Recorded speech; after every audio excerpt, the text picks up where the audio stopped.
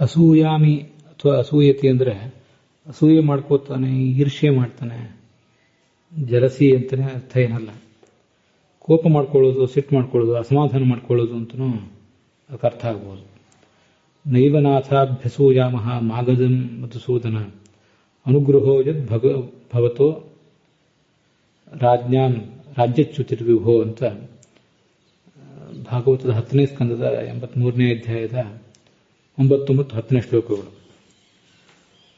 ಭಾಗವತ ಸಾರೋದ್ಧಾರದ 87ನೇ ಶ್ಲೋಕ ತೈಯವ ಕೃಷ್ಣಾದ್ಯ ಗಭೀರ ರಮ್ಮಸ ಅನ್ನುವ ಶ್ಲೋಕದ ವ್ಯಾಖ್ಯಾನದಲ್ಲಿ ಬಂದಿರುವಂತಹ ಶ್ಲೋಕಗಳು. ರಾಜರು ಕೃಷ್ಣನಿಗೆ ಹೇಳ್ತಾರೆ, ಜರಾಸಂಧನಿಂದ ಬದ್ಧರಾದವರು, ನಮ್ಮ ರಾಜ್ಯ ಕಸಿದನಲ್ಲ ಈ ಜರಾಸಂಧ ಅಂತ ಅವನ ಬಗ್ಗೆ ನಾವೇನು ಕೋಪಿಸ್ಕೊಳ್ಳೋದಿಲ್ಲ. ಯಾಕಂದ್ರೆ ರಾಜ್ಯ ನಮಗೆ ಕೈ ತಪ್ಪಿ ಹೋದದ್ದು ನಿನ್ನ ಅನುಗ್ರಹಕ್ಕೆ ದಾರಿಯಾಯಿತು. ನಾವು ಜರಾಸಂಧ ರಾಜನಂತೆ ರಾಜ್ಯ ಸಂಪತ್ತಿನಿಂದ ಕುರುಡರಾಗಿ ನಿನ್ನ ಕಾಣದೆ ಹೋಗ್ತಿದ್ದೆವು.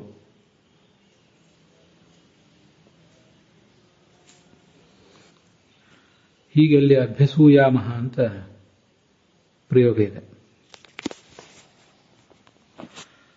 ಅಭ್ಯಸೂಯ ಮಾತ್ರ ಅಲ್ಲ, ಬರೇ ಅಸೂಯ ಅನ್ನೋದಕ್ಕೂ ಕೂಡ ರೋಷ, ಕೋಪ ಅಂತನೂ ಅರ್ಥ ಇದೆ.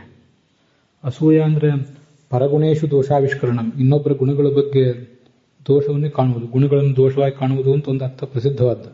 ಅದಲ್ಲದೆ ರೋಷ, ಕೋಪ ಅಂತ ಹೀಗೆ ಅರ್ಥವು ಬೇರೆ ಬೇರೆ ಕಡೆನೂ ಇದೆ. ವಧೂಹು ಅಸೂಯಾ ಕುಟಿಲಂ ದದರ್ಶ ಅಂತ ರಘುವಂಶದ 6ನೇ ಸರ್ಗದ 82ನೇ ಶ್ಲೋಕವೊಂದನ್ನು ಉದ್ಧರಿಸ್ತಾರೆ. ಅಸೂಯೆಯಿಂದ, ಸಿಟ್ಟಿನಿಂದ ಕುಟಿಲವಾಗಿ, ವಕ್ರವಾಗಿ ನೋಡಿದಳು ಆ ಹುಡುಗಿ ಅಂತ ಅದಕ್ಕೆ ಅರ್ಥ ಇದ್ದಿರಬೇಕು. ಹೀಗೆ ಅಸೂಯ ಅಥವಾ